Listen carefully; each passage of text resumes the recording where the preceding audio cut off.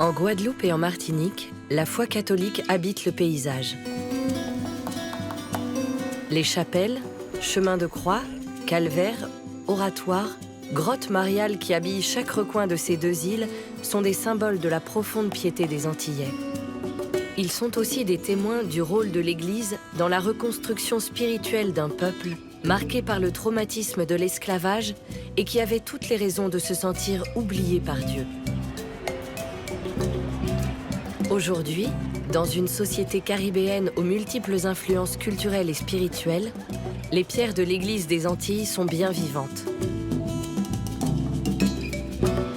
Des chrétiens, prêtres et laïcs, des artistes, des communautés unies dans le service de l'Évangile continuent de faire grandir leur Église dans une région où elle a l'opportunité de tracer son propre sillon en ayant un vrai rôle à jouer.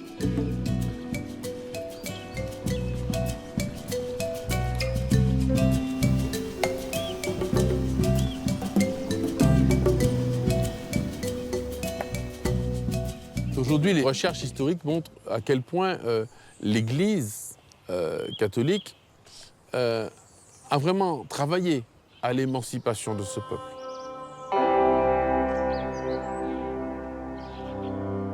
On a un lourd héritage du passé avec l'esclavage et avec beaucoup de difficultés liées à la colonisation, aux pratiques coloniales.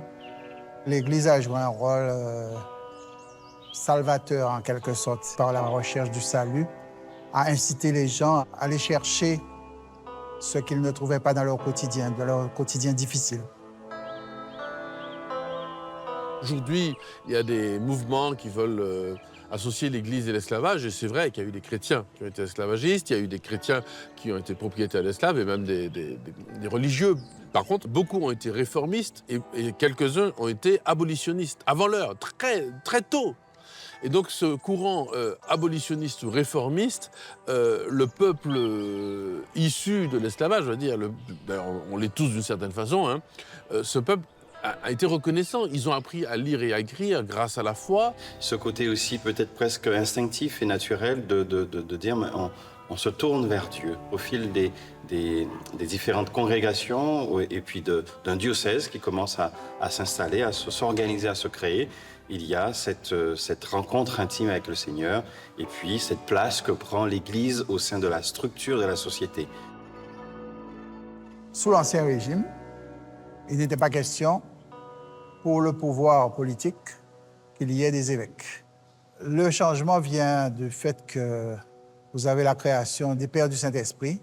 Le Père Liberman va jouer un rôle colossal, considérable, dans la mesure où il a une connaissance du monde colonial qui fait qu'il va intervenir auprès du pape, il va intervenir auprès des autorités politiques et il finira par convaincre qu'aux Antilles, l'Église ne saura être durable que si elle a un chef. Et donc, ça finit par aboutir en 1851, avec la création des deux diocèses, Guadeloupe et Martinique.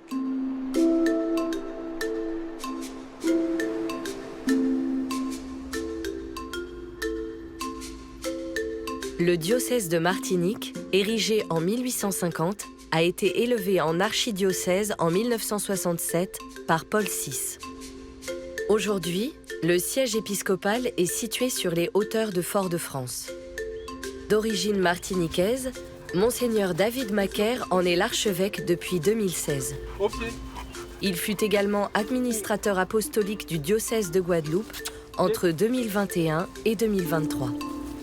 L'Église catholique aux Antilles est la première institution à être, complètement décolonisée. Nous ne faisons pas partie, nous ne sommes pas dépendants en tout cas de l'Église de France. Nous sommes frères, partenaires de l'Église de France comme de l'Église de la Caraïbe. Nous faisons d'ailleurs partie pour le Vatican de l'Église de la Caraïbe, même si je suis membre avec mes confrères de Guadeloupe et de Guyane de la Conférence des évêques de France aussi. Mais financièrement, du point de vue de nos décisions pastorales, de nos orientations, l'Église de Martinique, l'Église catholique, en tant que groupe humain, si j'ose dire, est une institution qui ne dépend ni de l'État, ni des autres, qui ne dépend pas de la France. Intuitivement, même si on ne le dit pas, intuitivement, on reconnaît le lieu d'une vraie autonomie, d'une vraie confiance que l'on fait aux Antillais pour être membre et diriger leur Église.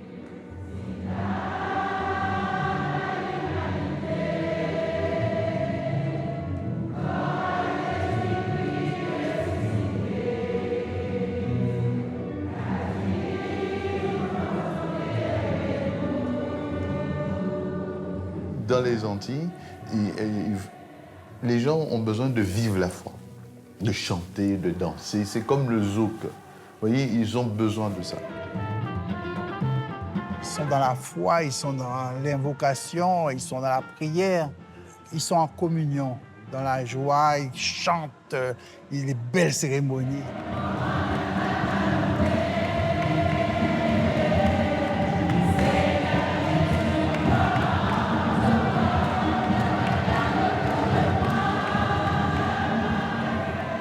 Moi, je vois une communauté heureuse de savoir que Jésus est là avec eux, de savoir qu'avec Jésus, avec le Christ, il y a toujours la joie. En Guadeloupe, Monseigneur Philippe Guillougou a été ordonné le 9 juillet 2023 dans une grande ferveur populaire. Celui dont les habitants de l'archipel ont accueilli la nomination comme une grâce du Seigneur est devenu le 3e enfant de Guadeloupe à être nommé évêque depuis la création du diocèse il y a plus de 170 ans.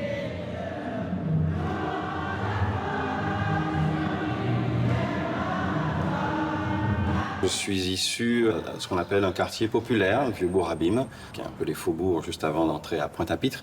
Et bien en fait, dans une famille chrétienne, surtout ma mère.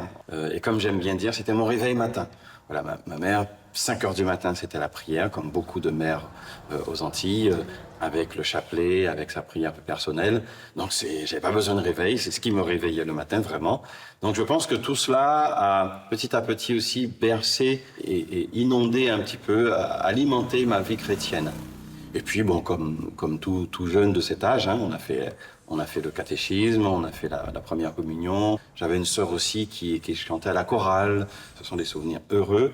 Donc je pense que ça a aidé. Et puis il y a eu, surtout autour de l'âge de 17-18 ans, avec la rencontre avec le renouveau charismatique qu'il y avait en Guadeloupe et qui existe encore.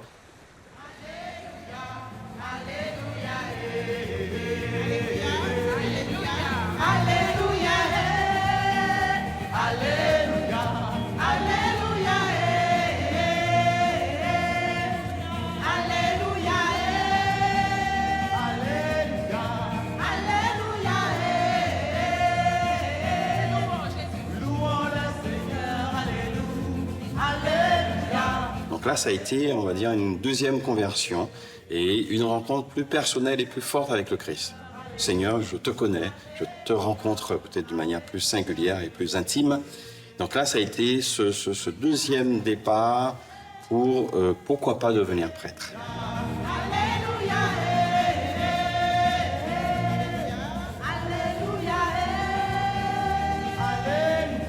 Le renouveau charismatique, c'est un courant de grâce de notre Église catholique. Bien sûr, même si c'est un courant qui est né chez les pentecôtistes, il a vraiment émergé chez nous dans les années 67. Et particulièrement en Guadeloupe, c'est vraiment revivre les grâces de la Pentecôte.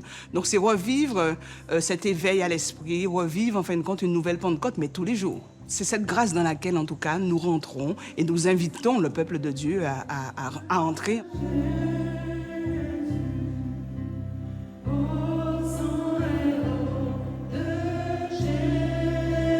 J'ai commencé dans le groupe de jeunes et c'est vraiment, en fin de compte, cet éveil à l'esprit que j'ai trouvé. J'ai trouvé des jeunes comme moi qui vivaient les réalités comme moi et j'ai retrouvé surtout un Dieu qui me connaissait et un Dieu, en fin de compte, qui rentrait dans ma réalité.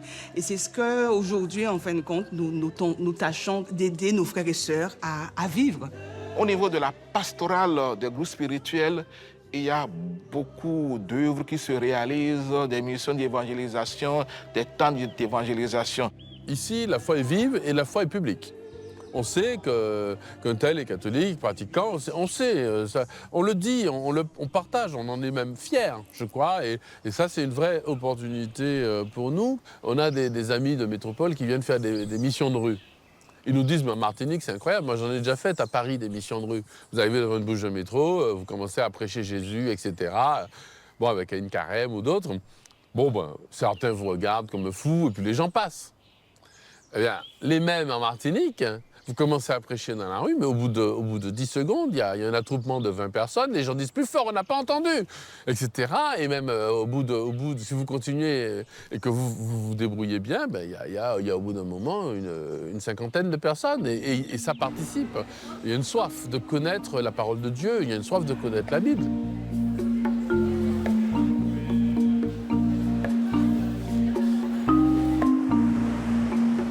Lorsque Christophe Colomb arrive en Guadeloupe en 1493, il met en exergue la promesse qu'il avait faite lors d'un pèlerinage à Notre-Dame de Guadeloupe en Estrémadure, de baptiser une île du nom de Guadeloupe. L'île est placée sous la protection dès le départ de la Vierge. Dès les origines, finalement, la Guadeloupe deviendra une île consacrée à Marie. Et ça va se retrouver dans l'histoire guadeloupéenne, où Marie va effectivement revêtir une importance grande dans les familles, dans les paroisses. L'énorme majorité des paroisses sont sous la protection de Marie sous toutes ses formes. Et ce qui est plus impressionnant, c'est le nombre de chapelles votives que vous rencontrez tout à fait par hasard, au fil des kilomètres, un peu partout. Ce sont vraiment des lieux où les gens viennent prier, viennent régulièrement, tous les jours, vous voyez des gens avec des bougies, des fleurs, et il y en a partout.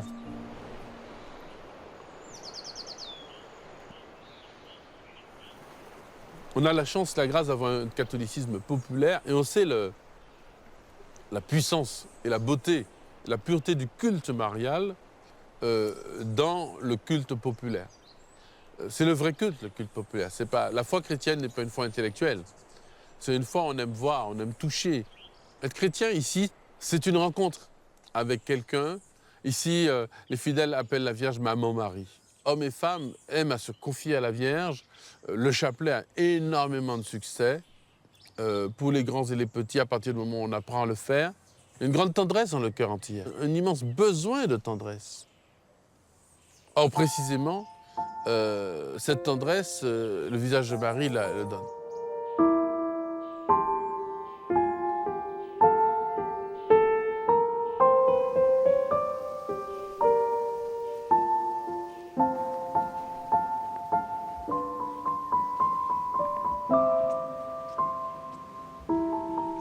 L'histoire de la chapelle du Matouba est toute simple.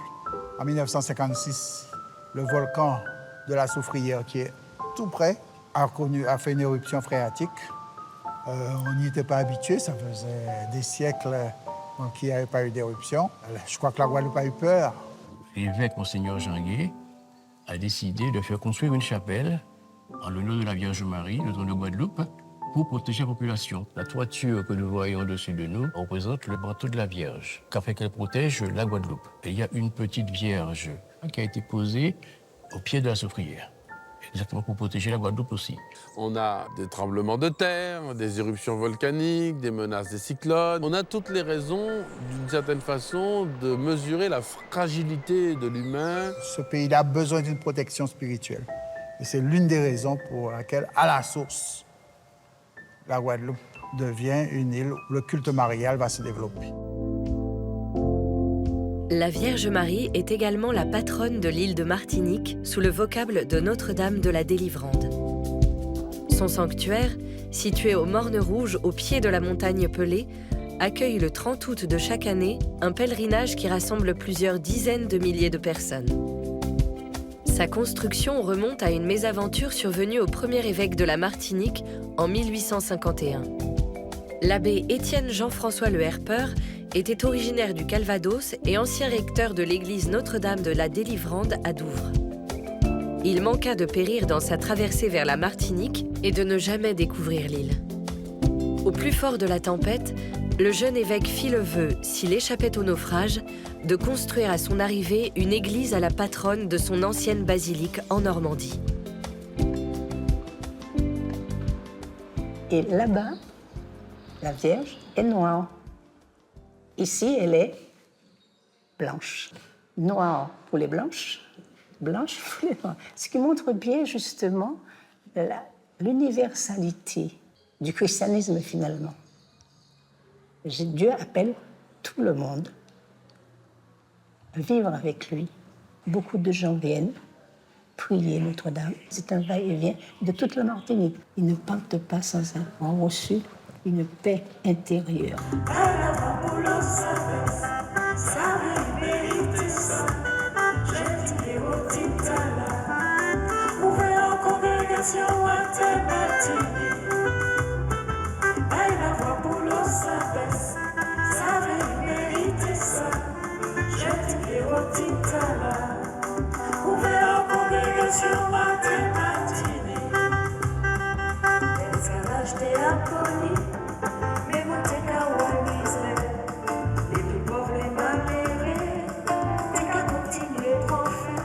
Aujourd'hui, c'est la fête des Sœurs de Notre-Dame de la Délivrande, fondée par Laure Sabès. Laure Sabès était d'une famille bourgeoise. À la veille de Noël, elle accompagne ses parents ici, dans cette église. Laure, après sa confession, est restée 3 heures au pied de Notre-Dame, là, à prier, à pleurer. À partir de ce jour-là, elle se dit « Je veux aller plus loin avec le Seigneur ». Elle décide de se consacrer au Seigneur avec quelques amis, au service de Dieu, au service des plus pauvres, des plus déshérités.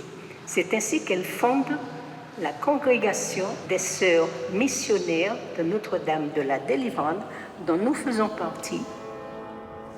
Elle a commencé à catéchiser les enfants noirs. C'est vrai qu'elle a eu beaucoup de difficultés parce qu'ils ne comprenaient pas comment une jeune fille blanche, mondaine, bourgeoise, puisse s'abaisser, comme dit son nom, à s'occuper d'esclaves. Elle dit à ses parents, moi je ne comprends pas, des êtres humains comme nous, même si elles n'ont pas la même couleur, ce sont des enfants de Dieu.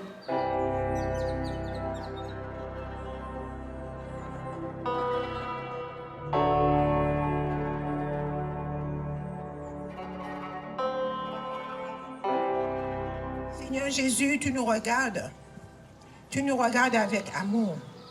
Et tu es en train de dire qu'ils sont beaux, mes enfants. Nous sommes beaux pour le Seigneur. Le Seigneur nous aime. Et maintenant, nous allons nous tourner vers une belle dame, la patronne de l'école qui s'appelle Notre-Dame de... Notre maman du ciel. Chaque matin, elle nous accompagne sur la route. Quand nous prenons le bus, elle est là. Quand nous entrons à l'école, elle est là. Quand nous repartons, elle est là.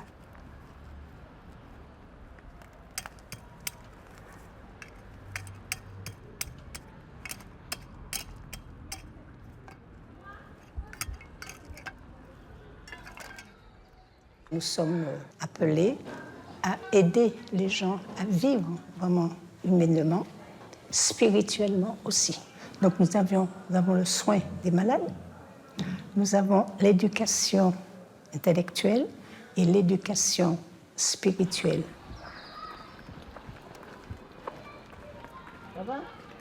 Une chose qui pour moi est importante, c'est l'accueil effectivement de ces gens, aller vers eux. Nous sommes là, présents, une présence vraiment. Et souvent, les gens nous disent merci parce que la présence de Dieu passe par nous. Le collège Notre-Dame de la Délivrande au Morne-Rouge, c'est un établissement qui a été fondé en 1868 par Laure Sabès. Et les familles aisées envoyaient leurs enfants pour s'instruire et s'éduquer. Et cet argent-là aidait à monter des projets, à aider les plus démunis. On accueille aujourd'hui des élèves de la maternelle au collège. Les élèves ont 1 heure d'instruction, d'étude de la parole de Dieu, particulièrement de l'Évangile. Et puis, on essaie également de leur inculquer les valeurs de Laure Sabès, aimer et servir. Donc, on essaie de mettre en place des actions ponctuelles pour justement venir en aide. Parfois, ils traversent des moments difficiles dans leur famille et malgré tout, on les accompagne. On les accompagne, on leur dit clairement que Dieu sera toujours présent. D'accord? Donc, il faut qu'ils gardent la foi. Donc, en tout cas, ils sont jeunes, mais on essaie de les accompagner au mieux. Il y a des adjoints pastoraux scolaires et des directeurs, des chefs d'établissement qui sont très, très, très conscients de la dimension de l'annonce de la foi, mais aussi, et cela est important, du rôle de cet enseignement catholique dans la constitution, qui n'est pas encore réalisée, de l'unité profonde du peuple martiniquais. On a encore un peuple où il y avait le mot violent et fort, pardonnez-moi, mais il y a des ségrégations. Il y a des couches de la population qui ne se rencontrent pas, sinon à l'église et à l'école. L'église, l'enseignement catholique en particulier, sont les lieux où on peut travailler et sont des vrais laboratoires de l'unité de ce peuple. C'est aussi, l'enseignement catholique, un laboratoire pour la catéchèse. L'enseignement catholique était le premier à considérer, avant qu'on fasse passer la réforme un peu dans les paroisses, que la catéchèse commençait par les parents. Le meilleur service qu'on peut rendre à un jeune, c'est de faire en sorte que ses parents soient des témoins de la foi. Le parent, il enseigne ce qu'il peut. Et le pape a insisté là-dessus plusieurs fois, le pape François. S'il connaît la moitié du signe de croix, il lui apprendra ça. Et puis, la paroisse lui apprendra cela. Voilà. Il y a quand même une dynamique de l'adolescence, de la jeunesse. Et notre enjeu, c'est de bien les former. Parce qu'on peut aussi s'enorgueillir, si j'ose dire, qu'un jeune qui part de la Guadeloupe ou de la Martinique ou de la Guyane part formé chrétiennement et qui va apporter quelque chose à un territoire qu'il va rejoindre, mais aussi comment permettre à ces jeunes, dès maintenant, de prendre leur place. Ils ont la capacité aussi de nous étonner, de nous apporter aussi des regards nouveaux. La jeunesse, c'est l'avenir de l'Église. C'est vrai qu'on a été mis dans l'Église par nos parents, par nos grands-parents, mais si on ne reprend pas le flambeau, eh bien, les choses on va perdre.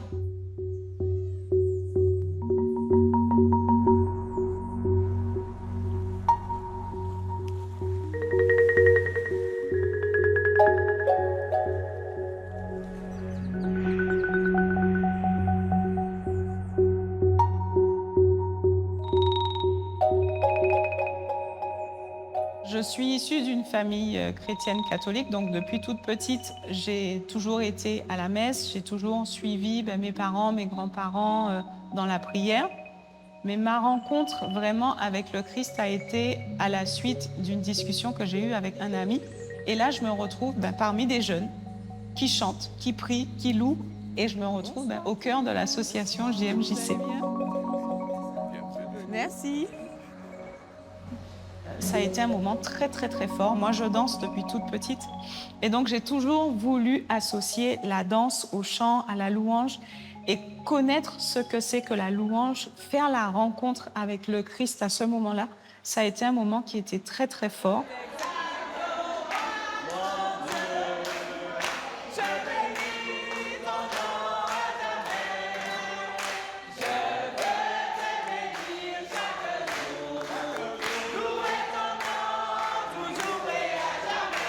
JMJC, c'est Jeunesse en mouvement pour Jésus-Christ en Guadeloupe. Et en fait, l'association JMJC-G est née à la suite des JMJ de Madrid en 2011 par les jeunes qui sont partis au JMJ, sont revenus pleins de grâce, pleins d'espoir, pleins de joie.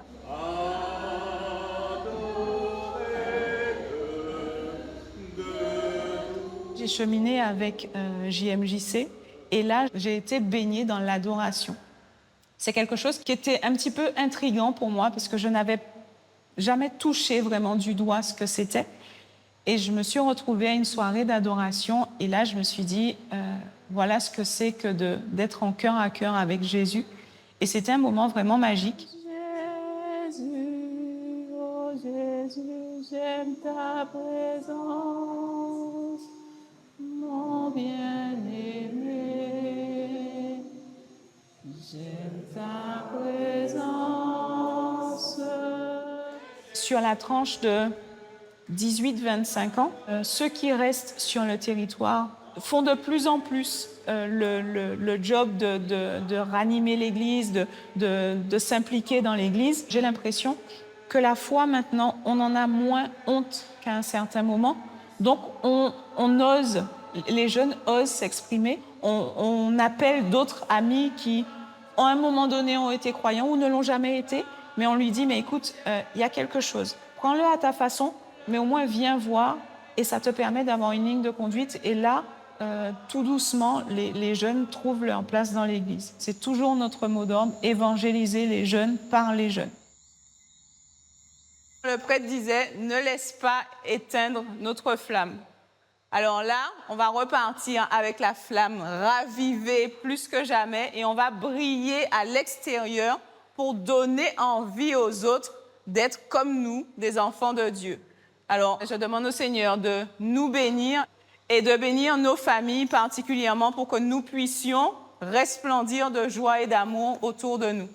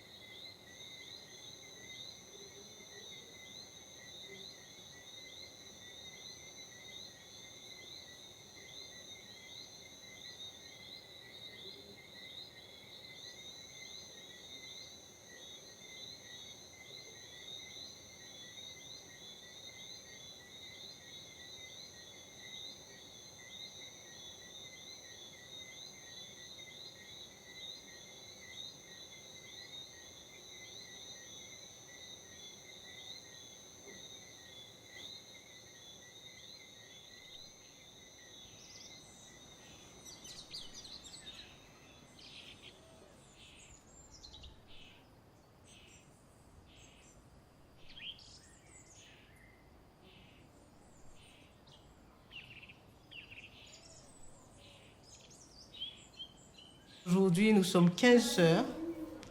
Nous avons une sœur de métropole, une sœur de la Guyane, 3 Guadeloupéennes et 10 Martiniquaises. Notre vie, elle est dans la prière. C'est vraiment une vie d'union avec le Seigneur.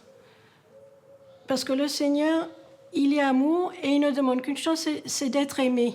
Et il m'en dit, comme dit la petite Thérèse, il m'en dit sans arrêt notre amour. Il y en a beaucoup qui le refusent.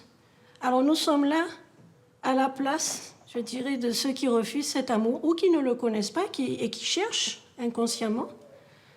Donc, il faut aimer et puis se laisser aimer par Dieu.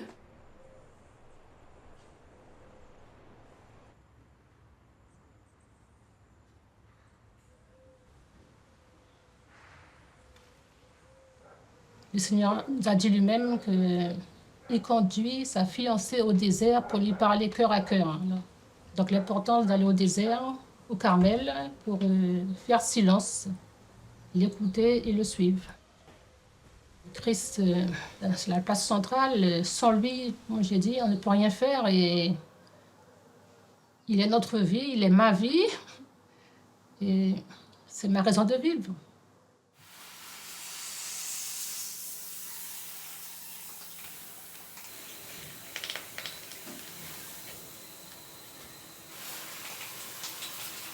Le travail principal de la communauté, c'est la fabrication des hosties pour les 3 départements d'outre-mer.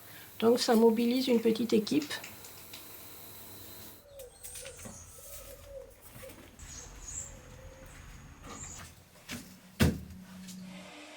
C'est le service de l'Église, c'est une manière pour nous de servir l'Église. Et évidemment qu'en coupant, je pense souvent aux prêtres et aux fidèles qui vont. Les prêtres qui vont célébrer, qui vont consacrer, les fidèles qui vont recevoir ce corps du Christ, qui le reçoivent dignement. Et vous voyez, on le fait en silence. Pas seulement pour une affaire de concentration, pour bien faire le travail, mais c'est que c'est en présence de Dieu si possible il y a toujours une image qui rappelle la présence du Seigneur. Ici, nous avons un crucifix, ça peut être une autre image. C'est toute l'Église qui est là. C'est une communion en foi entre sœurs et avec l'Église. Il y a des chrétiens qui viennent quotidiennement chez nous à la messe. Ils se nourrissent de la spiritualité, du climat, de silence, de prière.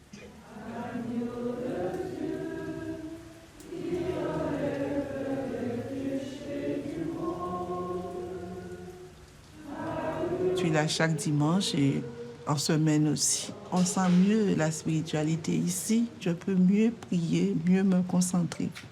On sent que les prières sont exaucées. Peut-être ailleurs aussi, mais ici, on sent que les prières... Bon, elles passent leur vie en prière, c'est un petit peu normal. Tous les matins, pour moi, c'est une joie, c'est une grâce de participer, de vivre l'Eucharistie quotidiennement avec la communauté démoniale. Pour moi, c'est un apaisement, chaque fois, c'est un ressourcement. Quand je faiblis un petit peu, je sens que je sors de la chapelle fortifiée. Je peux y aller, quoi.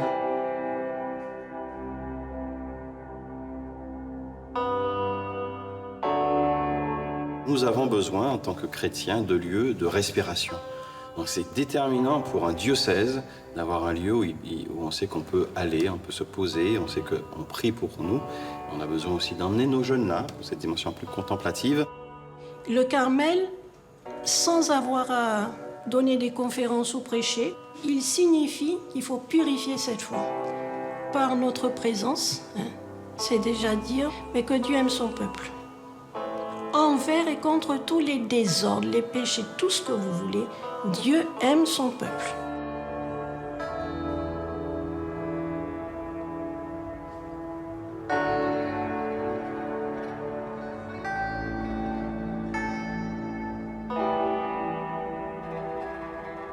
Nous sommes à Saint-François, commune de la Grande Terre. C'est le dernier bourg de l'île. C'est l'une des communes aussi qui a une sorte de diversité. On retrouve l'ensemble des couches sociales. Après, il y a une autre population saisonnière, ce sont les touristes, qui viennent de manière saisonnière dans notre paroisse.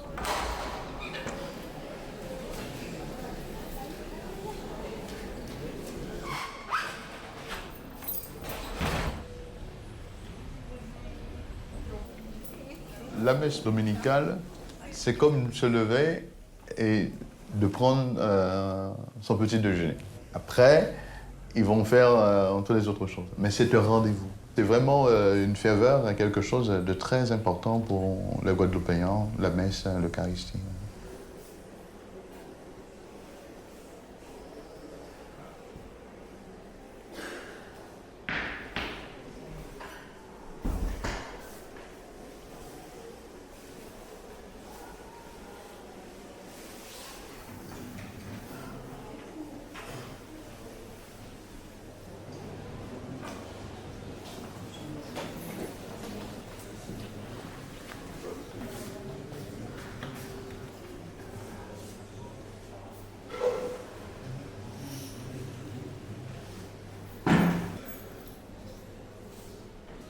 Au nom du Père et du Fils et du Saint-Esprit. Amen.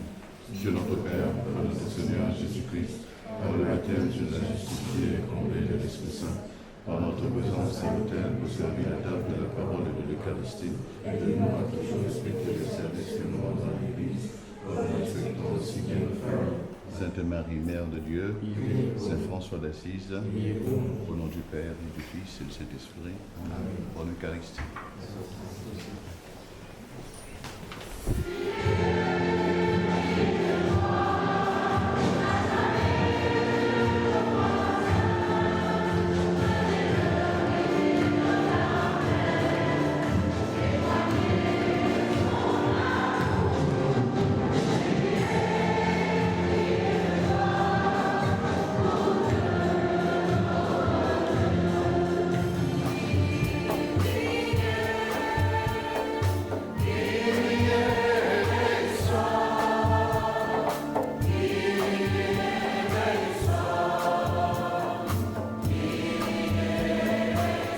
célébrer, c'est toujours dans la joie.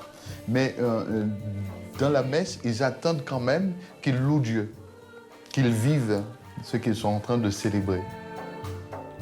On chante, on est joyeux, surtout on a fini la semaine, donc c'est le dimanche, on se retrouve, on vient à la rencontre de Dieu, donc on explose notre joie et on est content de venir à la messe et de se retrouver.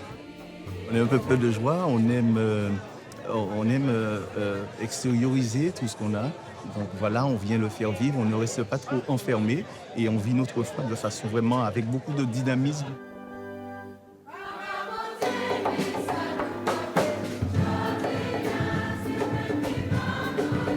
Une liturgie cérébrale, comme on en voit certaines dans certains endroits en Europe, etc., avec le minimum de signes, chez nous, ça n'exprimerait pas les choses. On n'est pas du tout en Antilles, dans la dialectique française de tradi, prat-tradi, machin. Ici, ça n'existe pas, ça, ce genre de questions-là. Et donc ça, c'est une vraie chance pour notre liturgie, c'est une vraie chance pour l'Église tout court. Hein.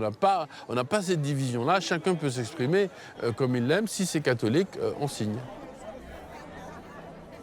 La spécificité, c'est d'arriver aussi à dire dans la langue courante qui est certes le français, mais aussi dans le créole, où on arrive à cette inculturation de la parole de Dieu et à travers la musique, à travers les chants.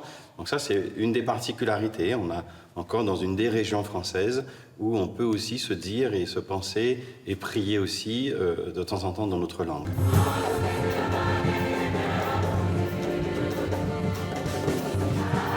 Il y a un courant qui est né dernièrement qu'on appelle le bel à l'église. Ce sont des chants en créole, accompagnés par la musique traditionnelle créole, c'est-à-dire le tibois et le tambour, mais avec une réflexion de prêtres et de laïcs, de linguistes créoles, sur ce chant créole. Ce n'est pas simplement une composition en créole de chants, etc. C'est plus que ça. C'est une expression avec le choix des mots.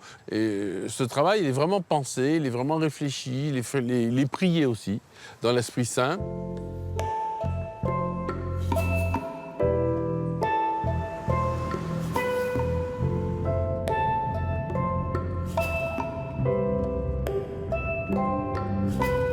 En Guadeloupe, à Basse-Terre, où siège l'évêché, la cathédrale s'est récemment dotée de grandes orgues pour soutenir la prière des fidèles. Joël Gustave Diduflo est l'un des 2 organistes qui accompagnent les célébrations. Il travaille avec son co-titulaire, Jean-Michel Lesdel, à la composition de nouvelles musiques liturgiques. Ensemble, ils cherchent à y intégrer leurs racines créoles afin de mieux parler au cœur des fidèles antillais. Notre façon d'écrire, c'est de s'approprier déjà la langue de chez nous et de respecter la liturgie, mais tout en privilégiant le beau, et que le Guadeloupéen qui chante ça à la liturgie se reconnaît dans ce qu'il chante et s'approprie ce chant, ce thème, etc. Et je pense que c'est comme ça qu'on arrivera à fidéliser un peu nos jeunes Guadeloupéens. Je vais vous faire un morceau composé pour l'ordination de Monseigneur Philippe et qui a été coécrit par Joël Gustave, Joël pour les paroles et moi-même pour la musique.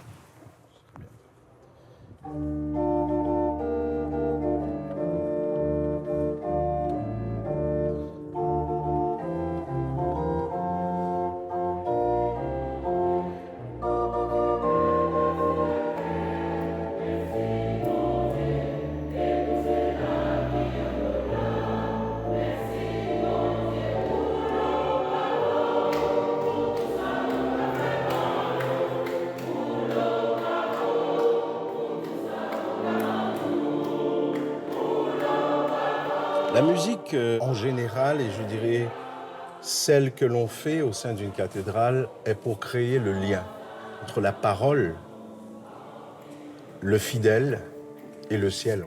Pour être un musicien d'église, il faut cette foi qui nous permet de justement ramener les autres avec nous et leur dire voilà musicalement comment on reçoit et on perçoit Dieu.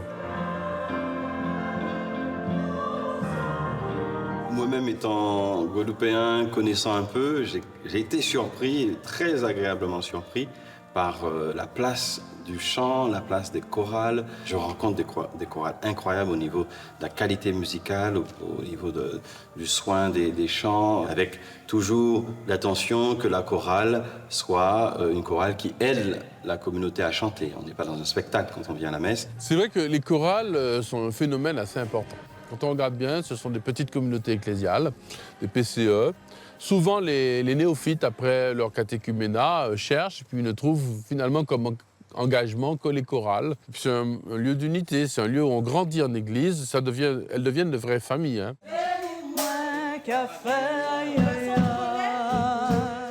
En fait, on répète ce qu'Audrey dit.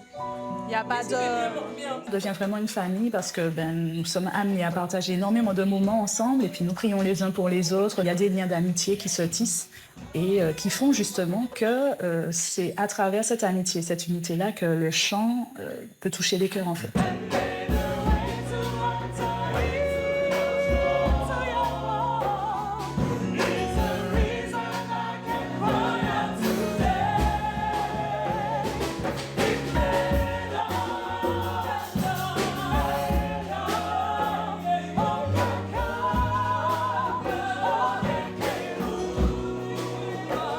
Beaucoup de chants que nous interprétons, ce sont souvent des chants justement qui parlent de notre misère, dans lesquels on crie vers Dieu en fait. Nous avons tous des cheminements qui ne sont pas forcément les mêmes, nous sommes tous plus ou moins proches de Dieu et par le chant en fait c'est à Dieu qu'on parle, c'est à Dieu qu'on s'adresse et c'est vraiment un cœur à cœur. Donc si Dieu peut passer à travers nous pour pouvoir toucher les autres, effectivement le chant c'est vraiment un moyen d'évangéliser la population.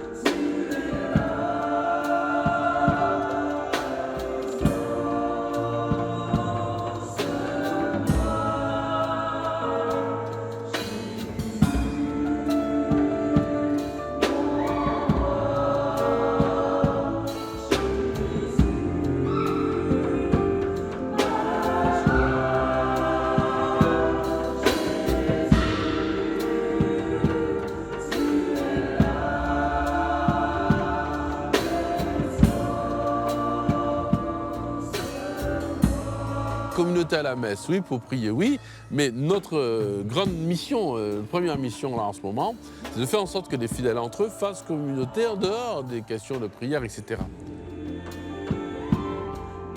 Nous sommes ambassadrices synodales sur la paroisse, donc il s'agit pour nous de faire remonter à l'évêque comment nous vivons, nos activités, ce que les paroissiens attendent aussi du diocèse, et de même, le diocèse nous envoie au sein de nos paroisses, véhiculer les messages, les directives. On a mis en place des groupes on se retrouve pour jouer, notamment le soir avec la tranche d'âge de jeunes actifs. Et donc c'est vrai que ça fait des moments aussi où on sort des temps d'enseignement plutôt classiques et on peut se retrouver pour partager, jouer, rire et puis vraiment faire le corps du Christ pour qu'on puisse justement, quand on vient à l'église, être vraiment unis.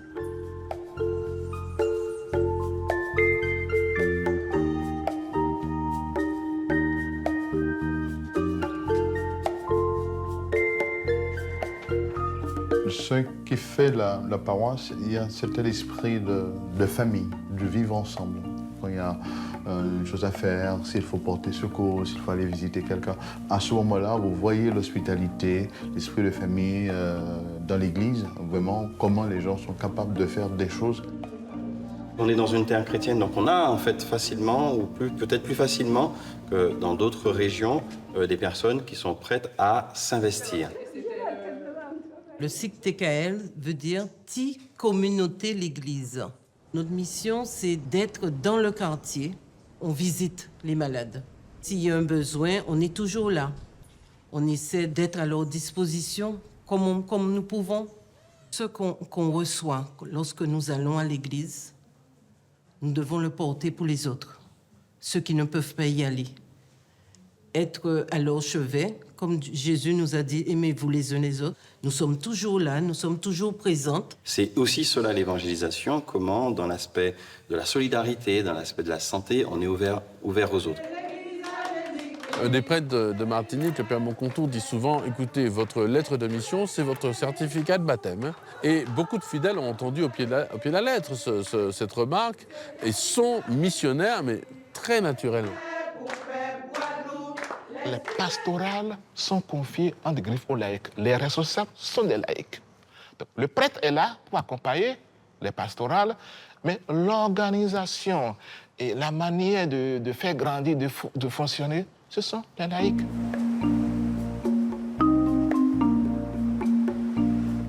À Sainte-Marie, la nature nous a doté du tombolo.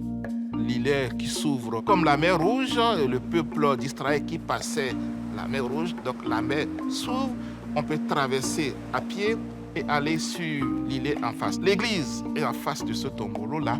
Donc je dis merci Seigneur, merci la nature qui a permis d'avoir tout cela.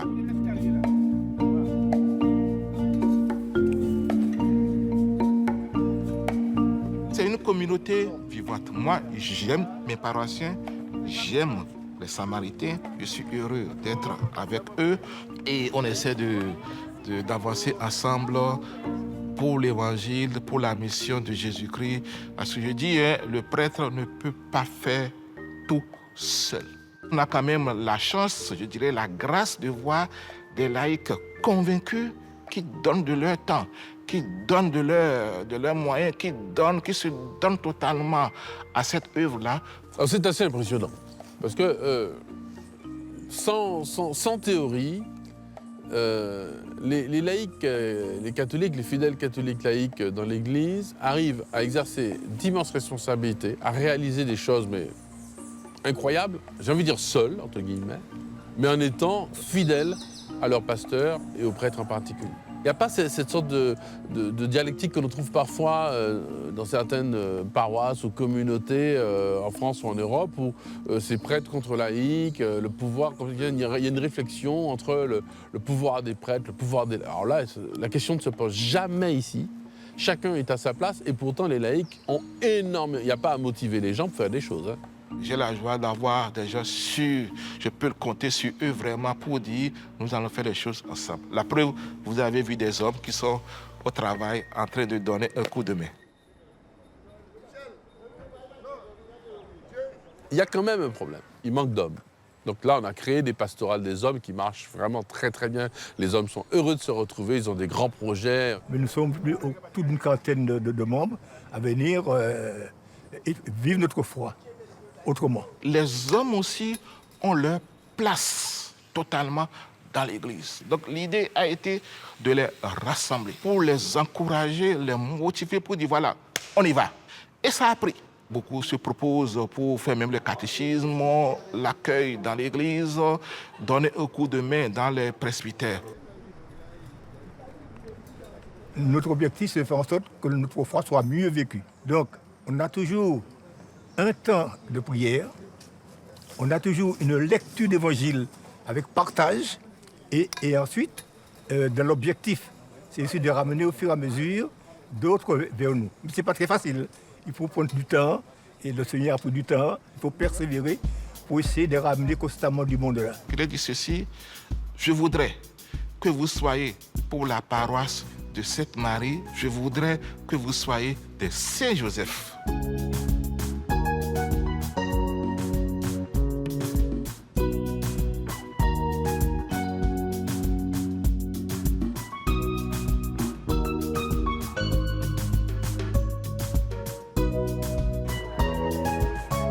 On a à cœur de faire en sorte que la mission, l'évangélisation soit aussi pérenne. Justement, avec cette joie-là qu'on a maintenue et qu'on entretient entre nous, on peut ensuite la partager avec les autres, les inviter à nous rejoindre et à diffuser justement la bonne nouvelle.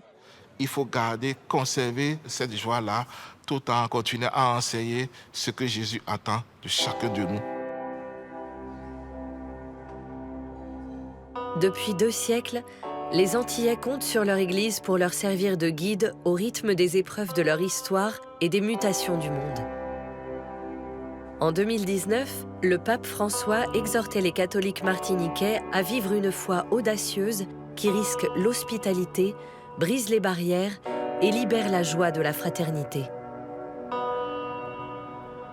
Car aujourd'hui, toutes les blessures ne sont pas cicatrisées. Le peuple antillais n'est pas né dans la liberté ni la joie du vivre ensemble. Il doit accomplir sa quête d'identité dans une société vieillissante et victime de la violence de la mondialisation. Face à ces défis, la communauté catholique est consciente de sa responsabilité. Elle tient à être une prophétesse de paix et de joie dans ce monde en péril. Il y a une sorte à la fois de désespérance, on touche le fond, mais une déréliction qui est une expérience de l'Esprit Saint, une brûlure. C'est-à-dire qu'on ne peut plus rester sur son canapé. L'inquiétude profonde qu'on est en train de vivre, y compris dans l'Église, est en train de provoquer une réaction, est en train de se lever une armée de missionnaires. Et ça, pour le pasteur que je suis, waouh, c'est une vraie consolation dans l'Esprit Saint, quoi. C'est une vraie consolation, une vraie joie. Il y a beaucoup de motifs pour nous d'être fiers de notre foi, fiers de cette présence religieuse forte. Et je dirais même mieux, sans aucune prétention et condescendance, les Antilles, aussi petits que nous puissions être, nous avons quelque chose à apporter au monde.